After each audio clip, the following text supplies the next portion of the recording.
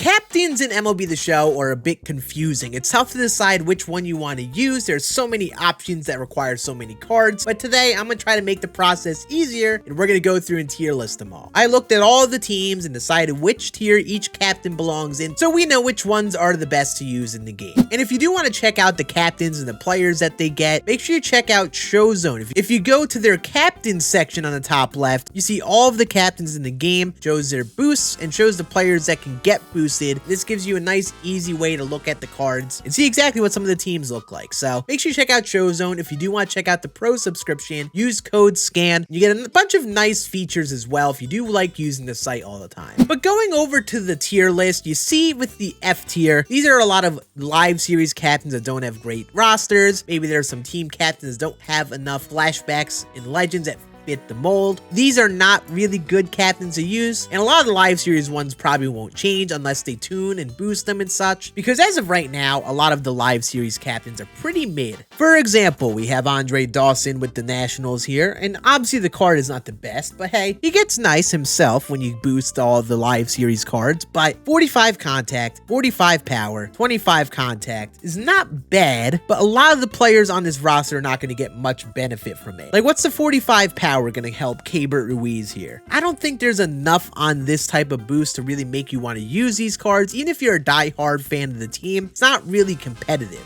And then there's Chris Sale, for example, who isn't a bad card, and the boost isn't the best, but you look at the pitchers that can even be boosted with the Red Sox right now, it's really not many. They have Pedro Martinez, but the fact that you need to accrue 6 cards, you're gonna have a tough time choosing from Lefty Grove, Matt Barnes, and then going into the live series roster trying to make it work. That boost doesn't do enough for live series cards. There aren't enough legends and flashbacks as of right now that make that boost worth it. Beauty is, these team captains can change, but as of right now, not the best time in the game to use these cards. So Sale, Buxton, Daniel Bard, some of the team captains just don't have enough players, or the boost that they provide don't help the players in question. So I don't think there's much benefit in using them. Now we go up to the D tier, and I think these cards get slightly better. I think some of the live series guys have better live series rosters, so if they are going to boost them, they get a little bit more viability. For example, you got Stan Musial with the Cardinals, and he's a nice card, especially when you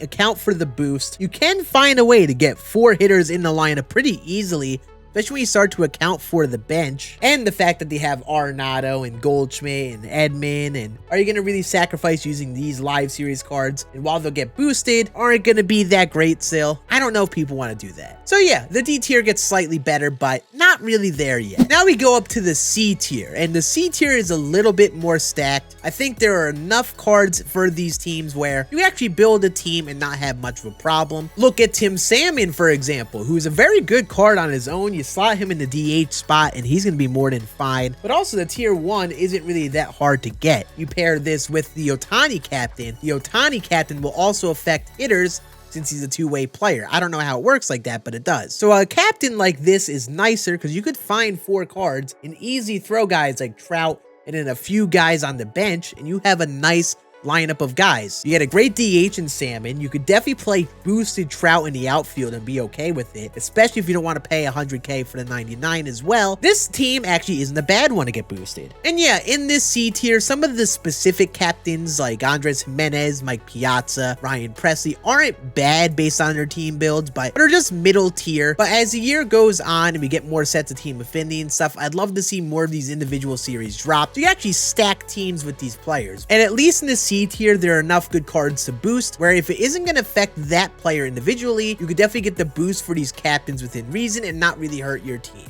Now we slide up to the B tier, and we start to get to some juicy captains. Some of the specific team builds like the postseason series with David Ortiz, the All-Star Series with Garrett Cole, and the Tops Now pitching team are actually not bad. They're pretty fun teams. There are also a few team captains in this tier that are pretty viable based on the amount of legends and flashbacks that we have. I want to take a second and say that I did decide to move Adley Rutschman to the S tier after this tier list because I do think, looking at the team build, it's a very good team. I think the other captains in this tier also fall into this boat of having a pretty good mix of legends and flashbacks. Adley Rutschman being the perfect example. Yeah, he is a little weaker versus left. And remember, he increases the fielding ability and the contact and power versus righties. And you look at the Orioles roster, you have nearly every position covered. You have Adley at catcher, Brooks Robinson at third, Gunnar Henderson at second, Cal Ripken at short, Cedric, Eric Davis, and Santander in the outfield. Find a way to get Adam Frazier in there, or you could use Nelson Cruz. First base is the only position not covered. This team just has a lot of the positions covered right now. So if you're an Orioles fan, you could run an Orioles theme team, and with this boost, be really set versus righties. And that nice fielding boost is pretty underrated for some really bad fielders like Eric Davis and Santander.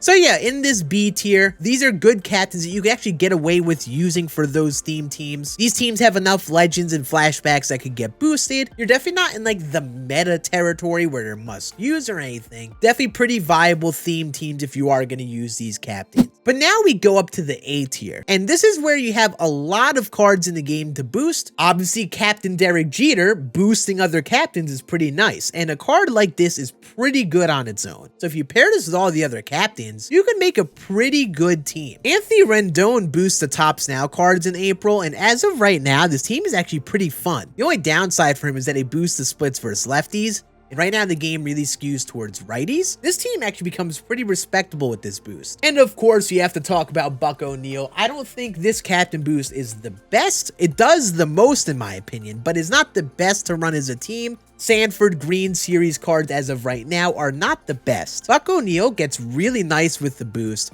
and the fact that he affects some of the pitchers like Satchel Paige, Hilton Smith, and so on are pretty good. If you're gonna run a couple of them on the bench, a couple in the lineup, and a couple in the rotation, you could get the 7 players within reason. This is a very fun team if you want to rock it. And finally, don't sleep on Alejandro Kirk in a Team Mexico theme team. The fielding boost is pretty nice. This team gets nearly all diamond defense out in the field. You pair it with like the Charisma Joey Meneses, Rowdy Tellez, and all of the Mexico WBC cards. This team's actually pretty fun. So this level of card in the tier list is pretty viable. And I think we're starting to get to the point where you build a team with these cards, you are just short or at a competitive team already. Honestly, some of them like Adley, I'm considering moving up to the A tier, but they don't cover every position. The Astros with Altuve, for example, does cover a lot of positions. The Angels one is great because you could pair it with Tim Salmon right now. So Ohtani boosts both sides of players. These captains are pretty good. Once you get to the S tier, I think these are the ones that most people already know of or have experimented with if you're trying to build a legit team. Yes, the S tier of cards are definitely very good captains. I know a lot of people have seen Trevor Hoffman. This is a great captain because bullpen is pretty tough to find. Boost 15 Ks and hits per 9 for relievers. The issue is right now there aren't that many closing pitchers and relievers who have nearly maxed out hits and Ks per 9. Trevor Hoffman allows you to pair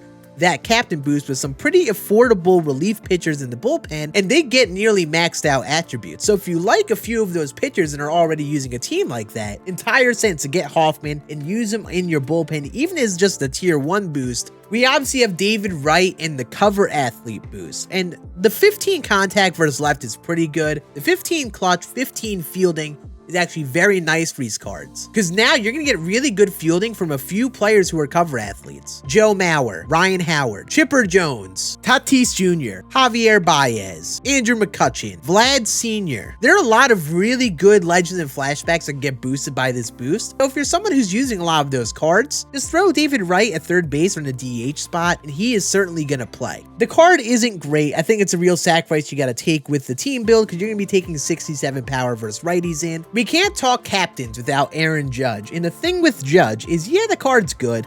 The contact is a little lower and the defense kind of stinks. Posada at catcher, Jeter at short, Volpe at short, Babe Ruth at first base, outfield or DH, Lou Gehrig, Jason Giambi, Stanton, Reggie Jackson, Gleyber Torres, Oswald Peraza, Mickey Mantle, Franchi Cordero. There are so many good options to fill the Yankee team with. It's great. Austin Riley is fun with the Braves because they are also like the Yankees. You get a lot of legends and flashbacks already. So Real Muto, Machado, and Alonso and Riley are very good, basically for the same reasons. Andrew McCutchen is very close to that. I have him in here because you're looking for a fun team build. He boosts every player's speed by 15, and they cover nearly every position. Players all above like 85 speed. That's actually gonna be a team some people like if you really like speed. So yeah, in this S tier, these are definitely the most viable captains. Why? Because they have a lot of cards to boost, and the boosts are impactful to the players that it affects. So you're running a theme team. If you're a fan of these teams, have a lot of legends and flashbacks, consider running these captains. So yeah, that is the captain tier list. If you enjoyed, make sure you hit that thumbs up and let me know in the comments, are you using any captains right now? We have one final tier list coming this next week in season 1, so we know which cards are the best to use and carry over into season 2. You all have a great rest of your day. I'll see you again on next one.